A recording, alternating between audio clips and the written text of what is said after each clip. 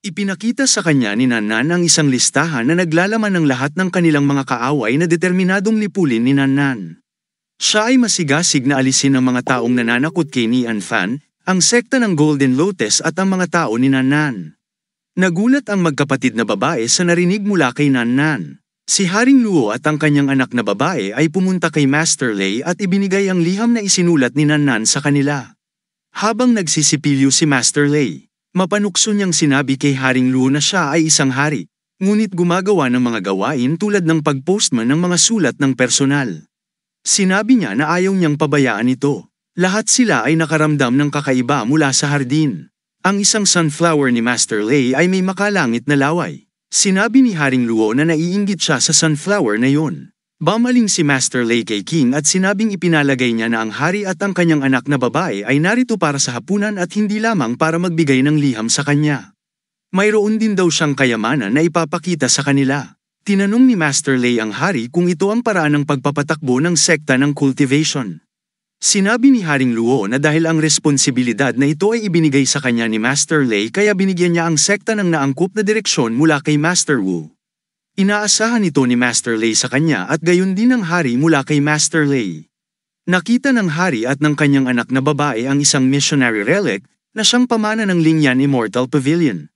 Laking gulat nila nang makita ito sa bakuran ni Master Lei. Tinawag sila ni Master Lei na pumunta dahil gusto niyang magpakita sa kanila ng mas magandang bagay. Isa itong refrigerator. Simple lang daw ang nabanggit niya pero nakuha talaga siya ni Uncle Lin. Walang napansin si King na espesyal sa kahon na ito ngunit binuksan ito ni Master Lei. Naramdaman nila ang malamig na simoy ng hangin na lumalabas dito. Pagkatapos ay kumuha si Master Lei ng isang lasa ng yelo at sinabi na sa kanyang bayan, ito ay tinatawag na ice pop. Ang hari at ang kanyang anak na babae ay walang alam sa anumang bagay na tulad nito kaya naisip ng anak na babae na ito ay maaaring isang uri ng nakasisilaw na makinang na pagkain ng mga immortal. Nang matitikman niya ito, pinigilan siya ng kanyang ama at sinabi sa kanya na ang pagkain ito ay nagyelo ng malamig na hangin ng yelo. Ang ice crystal ay isang homicidal na bagay na kayang palamigin ng habang buhay ng isang tao. Binyantaan siya nito na malalagay sa alanganin ng buhay nito kapag hindi niya ito pinansin. Ngunit natikman ni Master Lei ang ice pop at nagustuhan ang lasa. Ganito daw ang lasa ng summer at dapat subukan din nila itong ice pop. Sa sandaling dilaan ng ama ang ice pop, pakiramdam niya ay nakatayo siya sa ibang lugar at ang sarap ay parang init ng tagsibol. Tinanong ng anak na babae kung okay na ba ang pakiramdam niya. Sinabi ng ama na ang itinuturo ng ice pop ay walang paggawa ng hindi nababasag. Ito ay inaasahan mula sa walang kamatayang pagkain. Binalaan niya ang kayang anak na dapat siyang mag-ingat sa pagdila sa ice pop. Masarap ang ice pop pero pag hindi niya pinansin baka ma-freeze siya ng ice snow. Tiningnan sila ni Master Lei at sinabing kung patuloy nilang dilaan ang ice pop sa ganitong bilis, matutunaw ito. Ngunit sa halip ay dapat silang kumagat upang madama ang pagiging bago at ipinakita niya sa kanila kung paano kumagat ng ice pop. Natagpuan ng hari at ng kanyang anak na babae na ang gawaing ito ay medyo mahirap. Sinabi ng hari sa kanyang anak na kailangan nilang kumain dahil ito ang bilin ni Master Lei. Ngunit bago ito, dapat nilang i-pump up ang Terry Power. Sinabi niya na ang kanilang dugo ay protektado ng apoy ng dragong lupa at dapat silang maghanap ng malapit na pagkakataon. Pagkatapos nilang kumain ng unang kagat, sinabi ng anak na babae sa ama na sinabi ng ninuno na ang karunungan ng Taoist ay tumitingin sa buhay at lupa. Ilang beses na silang namatay para magkaroon sila ng mahusay na cultivation base. Ang anak na babae ay nagpasalamat kay Master Lei sa pagpapabiye sa kanila na mamatay ng maraming beses. Pagkatapos ay nagdahilan sila at gustong umalis kay Master Lei. Nagtanong si Master Lei kung ang ice pop ay nagdulot sa kanila ng pananakit ng tiyan. Gumamit sila ng banyo at aalis na sana nang hilingin ni Master Lei na tulungan siya. Sa Lin Immortal Palace, tinanong ng Master si Manyon kung alam niya kung ano ang pinagdadaanan ng Master. Sinabi niya na may ideya siya na ang Master ay dumaranas ng matinding sakit sa puso ng Taoist. Iyon ay isang trahedya. Sa mga maliliit na kaso, nasugatan ang Taoist heart at sa mga malalaking kaso, ito ay babagsak. Sa mga yugto ng pagsasanib, ang sakuna na ito ay isang pagkakataon din para sa mga tagumpay at ito rin ay nakasulat sa Taoist Budo. Kung ang isa ay makapasa dito, siya ay makakarating sa yugto ng pagsubok ng Diyos. Ngunit kung sakaling magkaroon ng anumang pagkakamali, ang isa ay maaaring bumagsak at ang kanyang katawan ay mamatay. Para sa kaligtasan ng palasyo at ng kanyang sarili, ang master ng palasyo ay pinipigilan ang kanyang sarili sa daan-daang taon. Sinabi ng master kay Manyun na ayaw ng master ng palasyo na pumasok. Ang sekta na hindi maganda ang pakikitungo sa kanila kasama ang mga demonyo ay naghihintay ng pagkakataon na atakihin sila. Ang Lin Immortal Palace ay nangangailangan ng lakas tao. Ipinadala ni Manyun ang lahat ng kanyang mga disipulo upang maging mga security guard sa bundok na nakita ni Master na hindi nararapat.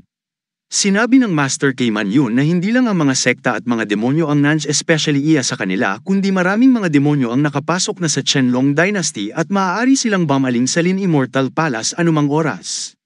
Iminungkahi ng Master na tawagan ang lahat ng mga disipulo at palakasin ang depensa ng palasyo. Ngunit sinabi ni Manyun na dahil sa pagsalakay ng demonyo, dapat nilang tiyakin ang katatagan at katahimikan ng bundok na iyon. Tinanong ng isa sa mga lalaki kung sino ang nasa bundok at bakit siya nagmamatigas. Hiniling ng guro sa lahat ng matatanda, guro at kapatid na sumama sa kanya at ipatawag ang lahat ng mga alagad sa palasyo.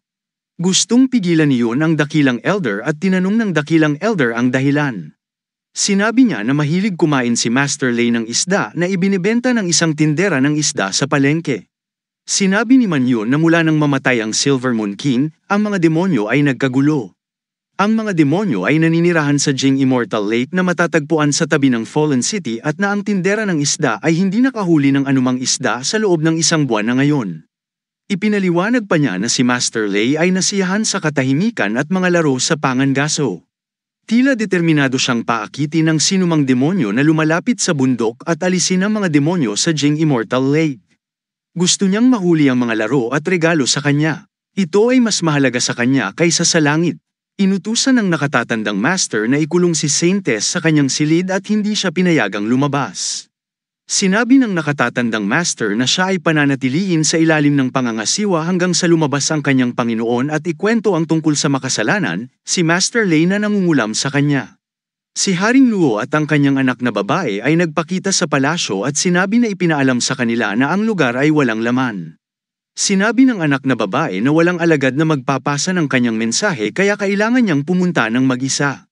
Tinanong niya si Qin kung bakit siya nakatali. Nagtanong ang Elder Master tungkol sa biglaang pagdating ni Haring Luo. Sinabi niya na ipinagkatiwala sa kanya ni Master Lei ang paghatid ng isang bagay para kay Saintess.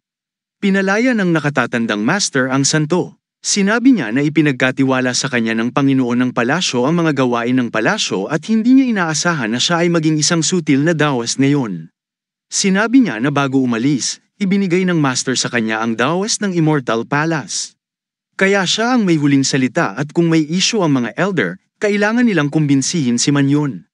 Hinamon niya ang nakatatandang master. Tinanong niya kung gusto niyang atakihin siya. Sinabi niya na sa halip lahat ng 5 lalaki ay umaatake sa kanya. Sinabi sa kanya ng lalaki na lahat sila ay natuto ng iba't ibang mga himig at dapat alam niya kung ano ang ibig sabihin ng pakikipaglaban sa kanila. Maging ang palasyo ay hindi makalaban sa kanila kung sabay-sabay silang umatake. Sinabi niya na gustong malaman ng Elder Master kung sino ang nakatira sa bundok. Si Manyun ay hindi makapagsalita ng diretsyo dahil ang Master ay naglabas ng utos ngunit sa pamamagitan ng paggamit ng musika. Pagkatapos ay nagsimula siyang magsanay ng kaalaman sa aklat. Si Haring Luo at ang kanyang anak na babae ay nasaksihan ang laban. Sinabi niyang si Manyun ay mas mahina kaysa sa matanda.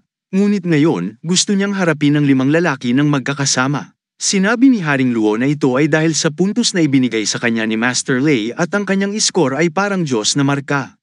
Nagawa niyang magsulat ng imoralidad sa kanyang mga sinulat. Napagtanto ni Manyun na ang score na ito ay dapat nakahanga-hanga dahil ito ay mula kay Master Lei. Sinabi ng nakatatandang Panginoon na bagamat malapit na silang mag-away ay mag-iingat sila na hindi siya saktan.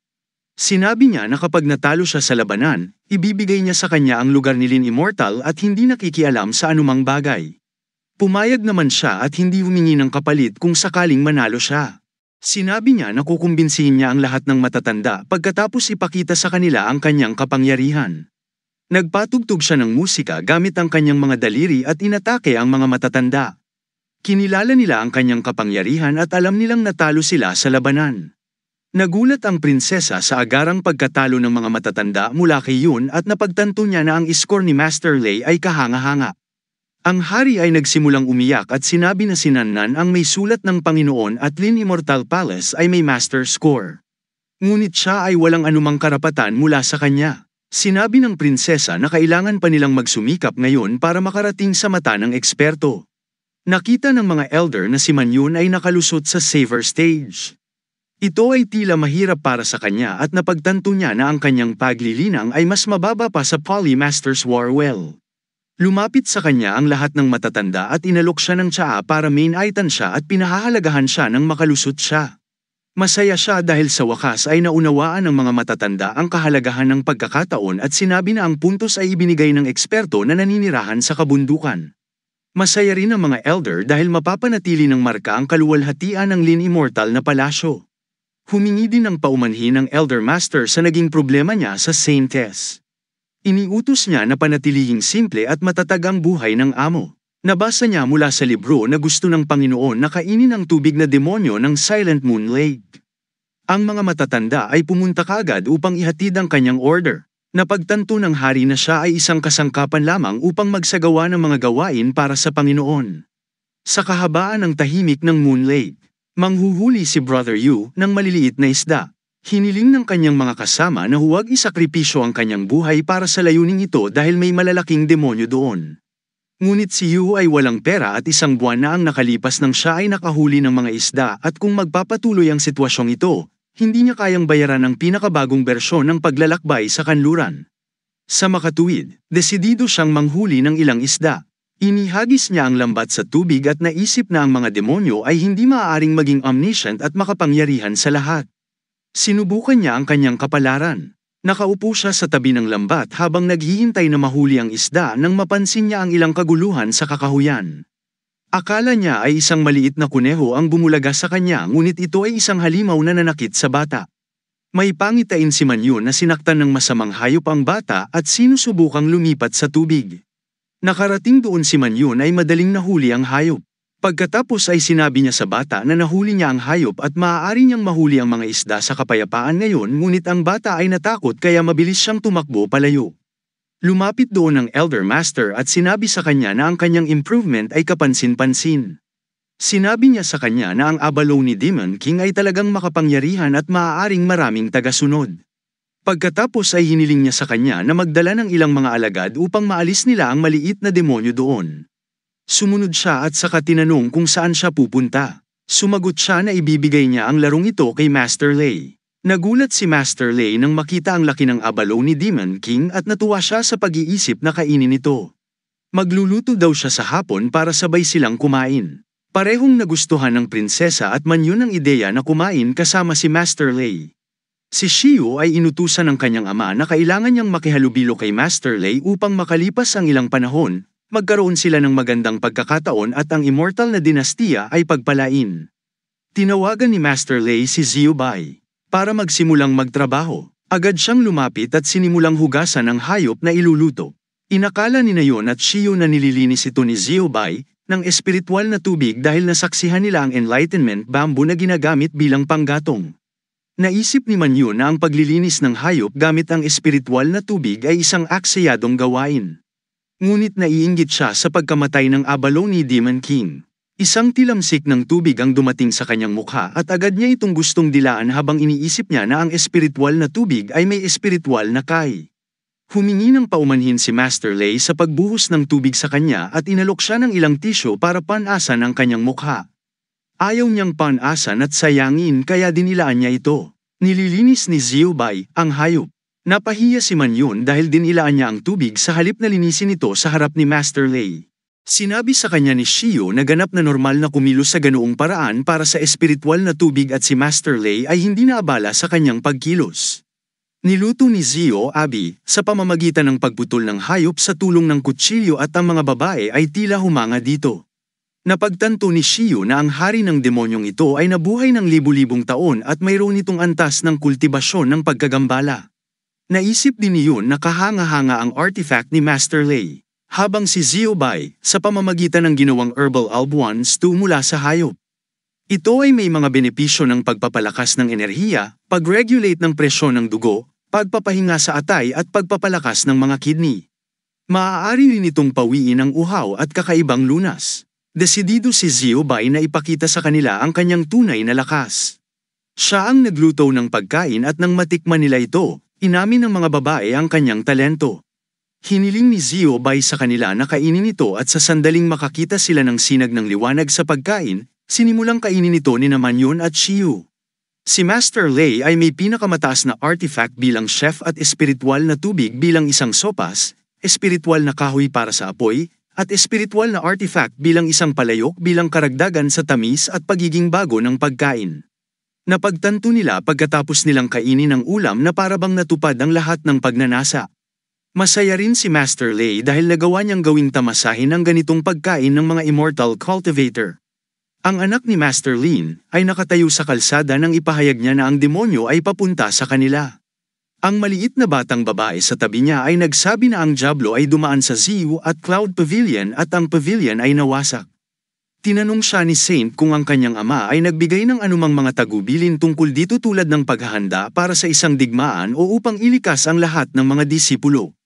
Sumagot siya na walang ipinag-utos ang ama, sa halip ay sinabi niya na ang lahat ay nasa kamay ni Master Lin at maghintay lamang sila. Siya ay dapat maghintay kahit na alam niya na ang sekta ng Lan Moon ay nawasak din. Umalis si Manyon at Xiu pagkatapos kumain, ngunit sa sandaling umalis sila sa bakuran ni Master Lei ay nakaramdam sila ng aura ng demonyo. Napagtanto ni Manyon na nilinis ni Master Lei ang demonyong enerhiya mula sa courtyard kaya walang bakas ng demonyong aura sa loob. Habang nasa labas ang demonyong aura ay nangingibabaw hindi lamang sa labas ng tirahan ni Master Lei, kundi sa buong immortal na dinastiya ng Qianlong. Lumapit si Elder Master Keiyun at tinanong niya kung anong uri ng demonyong enerhiya ito na bamalat sa buong dinastiya. Sinabi niya na natagpuan ng kanilang mga alagad ang layunin ng pagdating ng demonyo. Siya ay dumating para sa nahulog na espada ng demonyo. Ang Elder Master, Manyon at Xiu ay pumunta upang tulungan ang Lingyun Immortal Pavilion dahil nasa panganib yun. Pero sabi ng mga tao doon, nakipag-away na sila sa demonyo. Nais ni Manyon na magpahinga ang lalaki at sinabi na dahil si Lige ay katumbas at walang kamatayang palasyo ay narito sila ay tiyak na mapapanatili ang lahat ng tao dito na ligtas. Sinabi ni Xiu sa kanila na si Yun ay nakalusot lang kaya may mga score.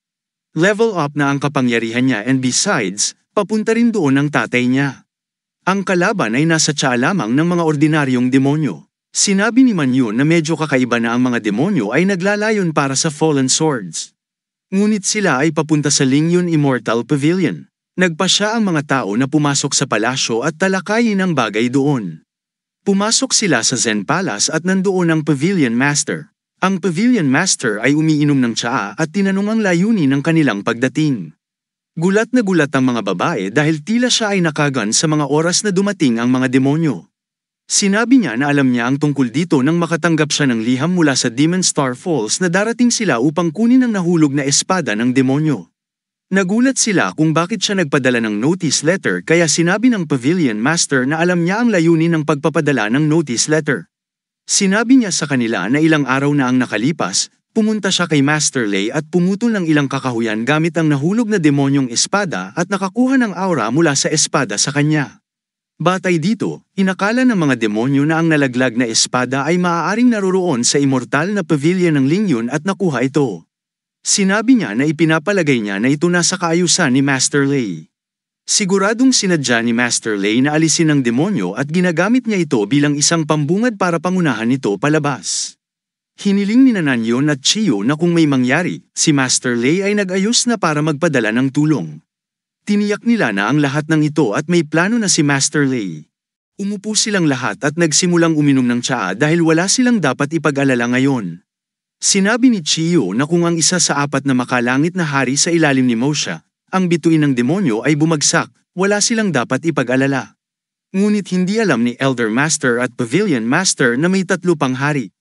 Kung ang bituin ng demonyo ay naroroon, ang mga ilog ay magiging dugo at dumadaloy.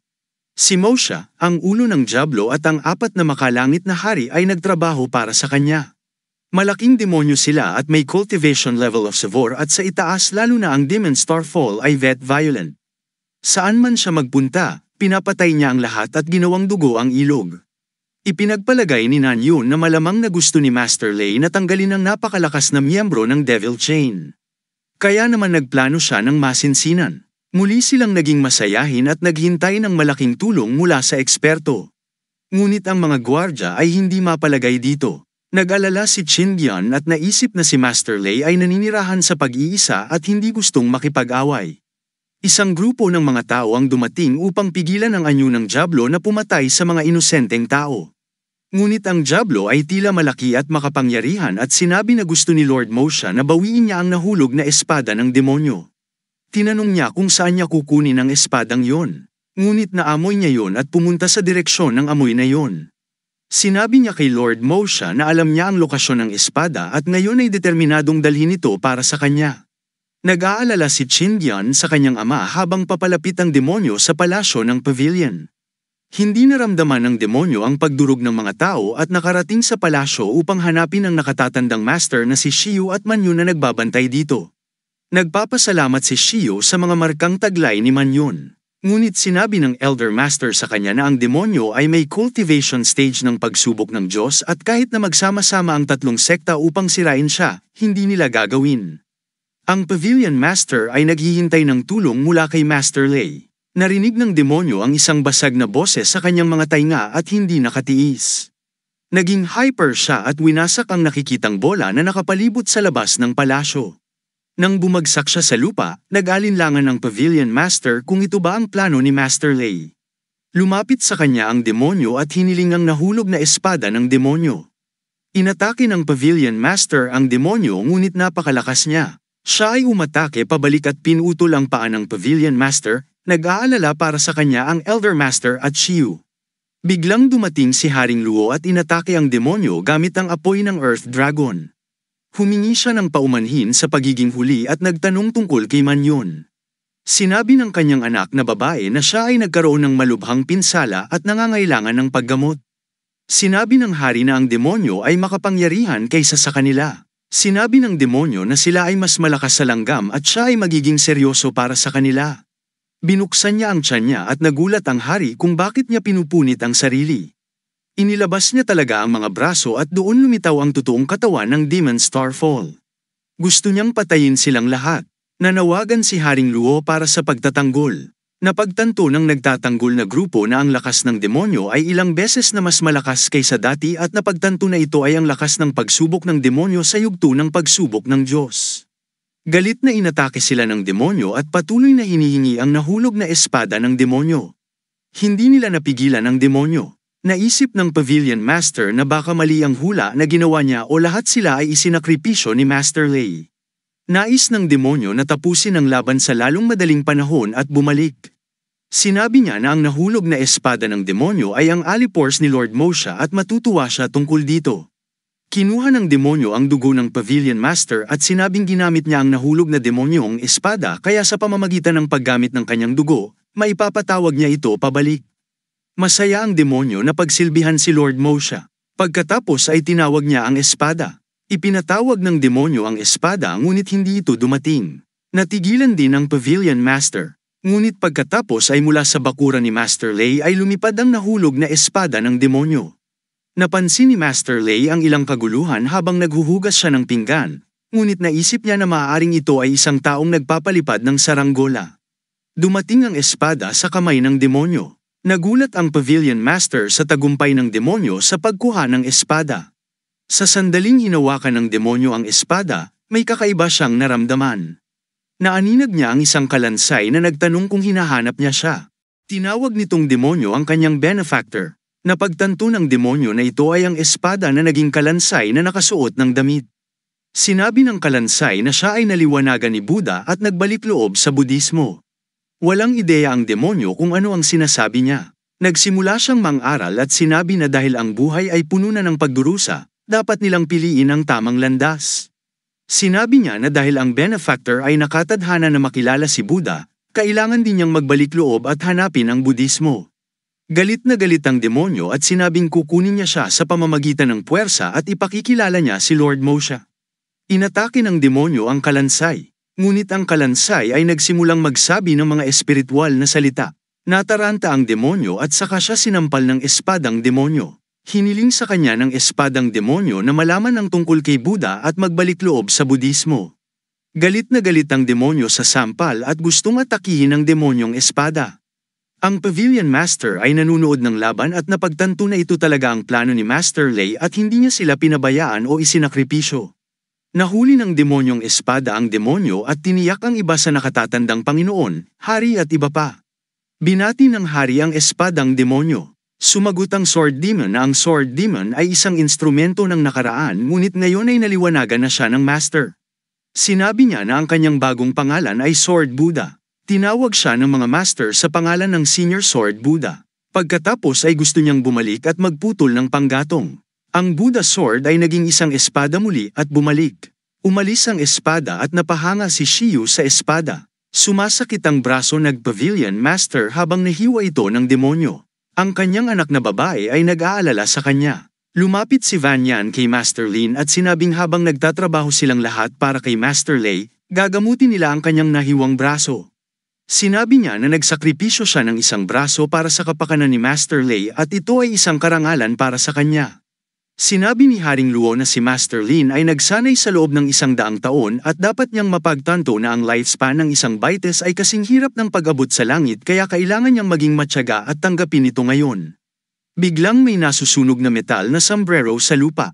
Sinabi ni Shiyu na ito ay ang mahiwagang artifact ng Demon Star Falls, Celestial Heart Bell at malamang na nakalimutan na ito ng Sword Buddha.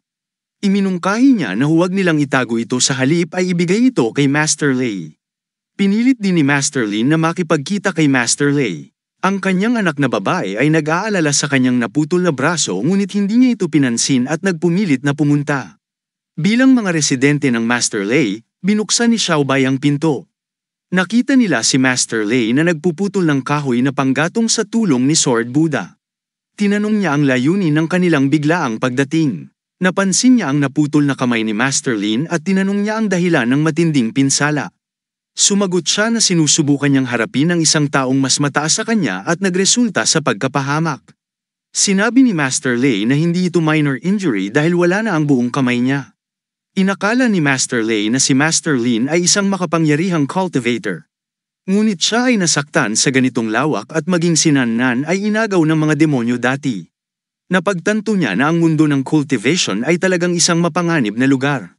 Si Master Lin at ang iba pa ay nasangkot sa naturang aksidente. Ngunit nananatili silang masigla at ito ay inaasahan mula sa mga immortal cultivator. Hinangaan ni Master Lei si Master Lin at nakipagkamay. Nagpapasalamat siya sa pangangalaga ni Master Lei. Hanga siya kay Master Lei at sinabi na ang paghanga ni Master Lei sa kanyang mga pagsisikap ay napakarangal para sa kanya na hindi na niya pinapansin ang kanyang braso. Tinanong ni Master Lei ang kanyang anak na kailan naputol ang kanyang braso. Sumagot si Lady Lin na nangyari ito ilang oras lang ang nakalipas. Aniya, dahil hindi pa lumampas sa 24 na oras ang aksidente, susubukan niya itong gamutin. Tinanong ni Master Lin kung maaari ba niyang gamutin ito. Sumagot siya na susubukan niya pero hindi siya makapangako. Inayos ni Master Lei ang isang operation table sa kanyang bakuran at sinusubukang aidugtong ang naputol na braso sa dugtungan.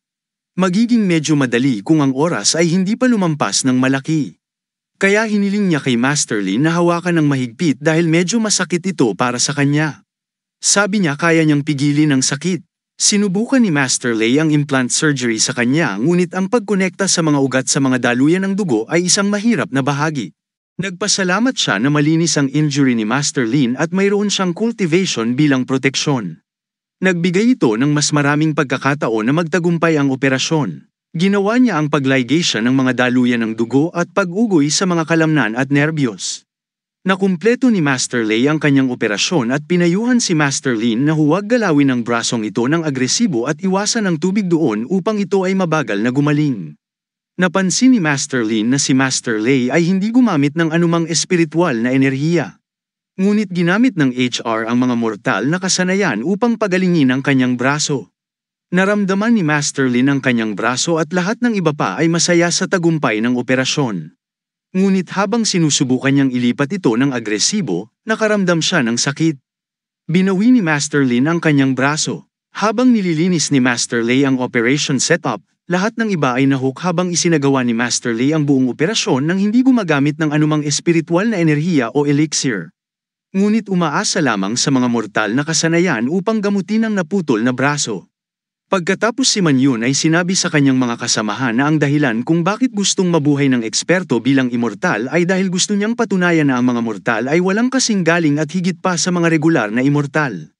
Hinangaan nila ang diskarte ni Master Lei. Binigyan ni Master Lin si Master Lei ng isang gintong garapon na labis niyang nagustuhan. Tatanggapin daw niya ito bilang bayad sa kanyang operasyon. Ngunit wala na siyang kailangang dalhin sa susunod na bibisitahin niya ito. Pagkatapos ay sinabi ni Master Lin na gusto niyang maglakbay sa ilang mga bansa kasama si Dodgy at tinanong kung mayroon silang anumang mga mungkahi. Nasabi ni Shio na pupunta sila ng kanyang ama sa Berdeng Lambak para sa seremonya ng demonyong paglock ng Berdeng Ulap at gusto niyang sasama sila sa kanila. Walang ideya si Master Lei tungkol sa seremonyang ito. Sinabi niya na pagkatapos ng bawat 5 taon, ang Berdeng Cloud Valley ay magpapatibay sa selyo ng pasukan ng lambak sa mundo ng demonyo at magsasakripisyo ng ilang mga demonyo upang gunitain ang seremonya. Ang seremonyang ito ay itinuring na isa sa pinakamalaki sa immortal na cultivator world. Sinabi sa kanya ng kanyang ama na dahil plano ni Master Lei na patayin ang demonyong bituin, maaaring interesado siya sa seremonyang ito. Iniisip niya kung libangan niya ba ang pagpatay sa mga demonyo. Nagdududa si Master Lei kung ang isang mortal cultivator ay sasali sa seremonya ng mga immortal cultivator. Sila ay sumang-ayon. Sinabi sa kanya ni Master Lin na ang Green Cloud Valley ay nagbukas din ng channel sa mga mortal para maipahayag nila ang lakas ng labas ng mundo. Nag-aalala siya kay Dodgy na para bang kakayanin niya ang mga nakapatay na graphics. Ngunit ipinakita ni Dodgy ang kanyang interes sa seremonya kaya nagpasya silang pumunta doon. Excited si Shio para sa seremonya at nagpasya si Man Yun na sumali din. Darating din si Master Lin ngunit pinakiusapan siya ni Master Lei na huminto doon at magpahinga ng buong buo dahil kaka-opera lang niya. Ayaw niya pero kailangan niyang sundin si Master Lei. Pagkaraan ng 3 araw, ang Panginoon ng palasyo ay dumaan sa yugto ng pagsubok ng mga Diyos at ang matanda ay kailangang bantayan ang palasyo. Inutusan ni Haring Luo ang kanyang anak na dahil mahalaga ang seremonyang ito, kailangan nilang gumanap ng mahusay. Ang aso ni Master Lei na si Blackie ay nakakabit sa kanya. Kaya hiniling ni Master Lei na palayain siya. Pinakilala siya ni Shio sa isang elder na nagngangalang Zhu Dasheng. Ang kanyang tungkulin ay magbigay ng espiritual na kapangyarihan upang kontrolin ang mga bangka. Sinalubong siya ni Master Lei at inisip kung siya ang driver. Inutusan ni Master Lei ang high dog na bantayan ang kanyang bahay. Sa sandaling umalis ang master sa kanyang bahay kasama si Shio, ang kanyang aso kasama ang kanyang mga kaibigan ay nagsimulang mag-party sa kanyang bahay dahil walang sino man ang pangangasiwa sa bahay. Nag-e-enjoy si Master Lei sa paglalayag at sinabing mas maganda ang flying board kaysa sa eroplanong sinakyan niya sa kanyang nakaraang buhay. Hiniling ni Man Yun sa kanilang lahat na sundan siya habang lumilipat sila sa kabilang bangka. Nagulat si Master Lei dahil akala niya ay papunta sa lambak ang bangka. Aniya, ang sinasakyan nilang bangka ay ang normal na ferry bath na kanilang sinakyan para makarating sa lumilipad na bangka. Nang tingnan ni Master Lei ang bangka, naisip niya na ito ay napakakul. Sinabi ng hari na ito ang pamantayan para dalhin si Master Lei sa lambak. Nagtanong si Master Lei kung ito ba ang pribilehiyo ng paglalakbay kasama ang mga immortal cultivator. Sinabi niya sa 5-star luxury flying boat na excited siyang sumakay dito. Nag-e-enjoy siya sa pagsakay kasama si Dodgy nang mapansin niyang may lumilipad na mga tao sa paligid nila. Siya ay tila inspirasyon mula sa mga immortal cultivator. Ngunit hinangaan siya ni Dodgy sa pagsasabing mayroon siyang mga katangiang higit sa sinumang may immortal cultivation.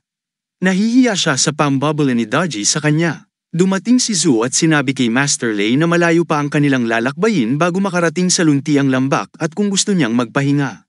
Sumagot siya na malamig ang sahig at natatakot siya na baka mauwi sa trangkaso. Pero si Zhu ang driver at compulsory ang attendance niya. Sinabi niya sa kanila na ang trick sa pagmamaneho ay para sa kanya na ipasok ang kanyang espiritual na enerhiya sa bilog para sa pagmamaneho ng bangka at bigyang pansin ang Starfire Tide dahil kung lumitaw ang Starfire Tide, ito ay gagamitin bilang alternatibo. Nagtanong si Master Lei tungkol sa Star Tide. Sumagot si Zhu na ito ay isang malaking tubig at kung dumating na bagay na ito maaaring lalamunin sila ng malaking alon. Nanalangin siya na makaabot ng ligtas at magkaroon ng mapagpalang paglalakbay sa hinaharap. Pagkatapos ay inalok niya si Zhu ng isang prutas ng peras mula sa kanyang hardin. Napagtanto ni Zhu na yon ang sandaling laging binabanggit ni Saintess. Minsan niyang binanggit kay Zhu na kapag may tao sa paligid ni Master Lei, palagi niyang sinusuri ang kanilang kaisipan at bibigyan siya ng pagkakataon kung kanino niya nakitang kalmado. Gusto ni Zhu na humanap ng paraan para mapasaya si Master Lei sa simula ngunit hindi niya alam na nasa unahan niya ang pagkakataon. Tinanggap niya ang peras na may malaking biyaya na nagpapasalamat kay Master Lei ng maraming beses. Umalis si Master Lei kay Zhu. Namangha si Zhu sa peras. Inangkin niya na ito ay isang napakagandang peras, hindi lamang isa pang ordinaryong peras at kinagat ito. Gusto niya ang prutas. Nagtaka si King at ang mga kasama nang may naamoy sila. Pumunta sila sa labas ng kwarto at nadatnan nila si Zhu na kumakain ng peras. Nagulat si King nang ibigay ni Master Lei ang kanyang peras kay Zhu. Ipinagyayabang ito ni Zhu. Galit na galit sila dahil kinain ni Zhu ang buong peras kasama nito na nag-aalok ng marami mula rito. Pagkatapos ay nakaramdam sila ng kakaiba at nalaman nilang nakarating na sa kanila ang Starfire Tide. Sinabi ni Zhu kay Manyon na maaari nilang gamitin lamang ang alternatibong paraan upang makasulong. Ngunit ang pangalawang Elder Master ay kailangang pumunta sa kabilang panig. Si Zhu na mismo ang hahawak sa sitwasyon ng yuko siya sa King. Nakita nila na ang Starfire Tide ay kamakaway na para sa kanila. Nagulat si Shiyu kung para kanino mismong ang tubig ang gumagawa ng paraan ngunit sinabi ni Manyon sa kanya na hindi ito maaaring katabi.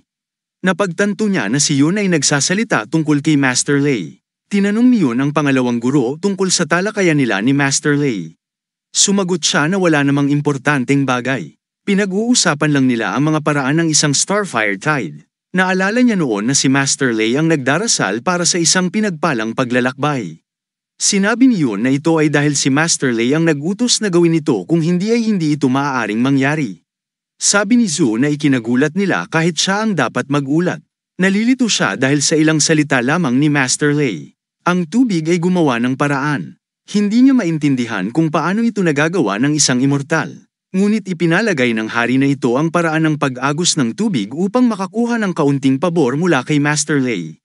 Naisip niya na kasama sa plano ni Master Lei ang pagbibigay ng Starfire Tide. Kinakausap niya si Zhu tungkol sa tubig, inspeksyon at pagbibigay ng mga order sa Tide ng hindi direkta at pagkatapos ay binigyan niya siya ng isang pier sa dulo. Si Lady Qin ay naniniwala na ang hindi nasabi na implikasyon ay na ang pangalawang elder ay hindi kailangang matakot ngunit dapat na magmadali. Sumang-ayon din si Yun sa hari. Nagtrabaho si Zhu pabor sa mga salita ni Kibfuluo. Sinugod niya ang bangka sa tubig. Kasama ni Master Lei si Doji at naramdaman niya ang kaguluhan. Bumagsak sila ni Doji sa lupa. Sinabi sa kanya ni Master Lei na susuriin niya kung maayos ang lahat tungkol sa bangka at kung bakit bumibilis ang bangka. Pumasok siya sa loob para sa inspection at nakita niyang nakabibighani ang Starfire Tide view. Humanga rin sina Shiyu at Manyon sa view. Lumabas si Master Lei at nakita ang iba na nakatayo doon. Sinundan siya ni Doji at nang makarating sila sa labas, pinakita niya sa kanya ang mga paputok. Inakala ng lahat na ito rin ang plano ni Master Lei at nagulat sila sa kamanghamanghang pagpapakita ng mga paputok. Natigilan si Master Lei sa magandang tanawin. Tinanong niya si Doji kung maaaring mahulog ang mga bituin na ito. Sinabi niya na kanina pa niya inaasam na makakita ng meteor shower ngunit hindi niya ito nakita. Nais ng Starfire Tide na pasayahin si Master Lei. Biglang nagsimula ang isang meteor show. Inakala ng ibang mga kasama na ang Starfire Tide ay handang ibigay ang buhay nito para kay Master Lei. Labis ang pasasalamat ni Master Lei sa mga tao dahil nakapunta siya rito at nasiyahan sa palabas. Naisip niya na pinayagan siya ng Lady Qin na sumakay sa kanyang cruise kaya naman, baka magpasalamat siya rito. Tinawagan niya ito para magpasalamat. Iniharap niya sa kanya ang isang nakatiklop na maliit na origami. Tiningnan niya ito ng malapitan at napagtanto niyang isa itong paper crane na tila humihinga. Nagpasalamat siya sa kanya. Tumalima na si Master Lei. Hiniling niya sa kanila na I enjoy ang view kung gusto nila at lumabas ng kanyang silid. Sinabi ni Doji sa iba pang mga kasama na maaaring siya ay tila isang tao na gagawin ng anumang gusto niya ngunit lahat ng kanyang ginawa ay may malalim na kahulugan. Nainggit si Manyon kay Doji dahil masusundan niya si Master Lei. Ang pagiging mapansin ni Master Lei ay isang pagpapala para sa kanya. Sinabi niya na siya ay isang alagang hayop lamang na iniingatan ni Master Lei upang ibahagi ang kanyang mga alalahanin.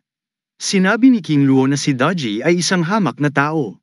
Sinabi niya na bukod sa kanya, si Master ay mayroon ding gintong dragon at isang itim na pagong at pareho silang nagmula sa mga sinaunang gawa-gawang hayop. Laking gulat nila nang marinig ito. Naisip ni Daji na ang guro ay maaaring nangongolekta ng mga sinaunang gawa-gawa na hayop. Nagpasya si Manyu na bigyang pansin ito.